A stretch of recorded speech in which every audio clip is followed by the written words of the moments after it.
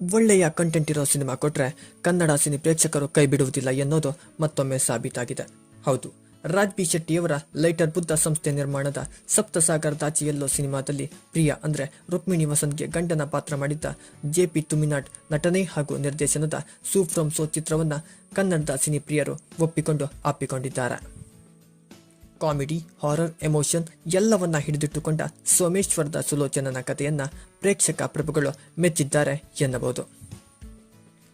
ಕಳೆದ ವಾರ ರಿಲೀಸ್ ಆದ ಯಕ್ಕ ಜೂನಿಯರ್ ಸಿನಿಮಾದ ಜೊತೆಗೆ ಈ ವಾರ ರಿಲೀಸ್ ಆದ ಹೊಸಬರ ಸಿನಿಮಾ ಸೂ ಫ್ರಮ್ ಸೋ ಕೂಡ ಪ್ರೇಕ್ಷಕರ ಮನಮುಟ್ಟುವಲ್ಲಿ ಯಶಸ್ವಿಯಾಗಿದೆ. ಜುಲೈ 22ರಂದು ಮಂಗಳೂರು ಹಾಗೂ ಶಿವಮೊಗ್ಗದಲ್ಲಿ ಮೊದಲು ಪ್ರೀಮಿಯರ್ ಶೋ ಮೂಲಕ ತೆರೆಗೆ ಬಂದ ಸುಲೋಚನಾ ಫ್ರಮ್ ಸೋಮೇಶ್ವರ್ಗೆ ಭರ್ಜರಿ ರೆಸ್ಪಾನ್ಸ್ ಸಿಕ್ಕಿ ಅನಂತರ ಎಲ್ಲೆಡೆ ಪ್ರೀಮಿಯರ್ ಶೋ ಆರಂಭಿಸಿತ್ತು. ಸದ್ಯ ಎಲ್ಲೆಡೆ ಹೌಸ್ಫುಲ್ ಆಗಿದ್ದು ಸಿನಿಮಾ ಈ ವರ್ಷದ one of the big hit ಕೊಡುವ ನಿರೀಕ್ಷೆಯನ್ನ ಹುಟ್ಟಿಸಿದೆ. ಸ್ಯಾಂಡಲ್ವುಡ್ನಲ್ಲಿ ಹೊಸಬರ ಸಿನಿಮಾ ಗೆಲ್ಲೋದು ಕಷ್ಟ ಎನ್ನುವ ಸಂದರ್ಭದಲ್ಲಿ ಸೂ ಫ್ರಮ್ ಸೋ ಪ್ರೇಕ್ಷಕರಿಂದ ಸೈ ಎನಿಸಿಕೊಂಡಿದೆ. ಮಲಯಾಳಂನಲ್ಲಿ ಕೂಡ ಡಬ್ ಆಗಿ ಆಗಸ್ಟ್ 1ರಂದು ಸಿನಿಮಾ ತೆರೆಗೆ ಬರಲಿದ್ದು ಮುಂದಿನ ದಿನಗಳಲ್ಲಿ ಬೇರೆ ಭಾಷೆಗಳಲ್ಲಿಯೂ ರಿಲೀಸ್ ಆಗುವ ಸಾಧ್ಯತೆ ಇದೆ. ಒಂದೊಳ್ಳೆ ಸಿನಿಮಾ ಕೊಟ್ರೆ ಕನ್ನಡ ಪ್ರೇಕ್ಷಕರು ಕೈ ಬಿಡುವುದಿಲ್ಲ ಎನ್ನುವುದು ಮತ್ತೊಮ್ಮೆ ಸಾಬೀತಾಗಿದೆ. ಎಂತಾಯ್ತು?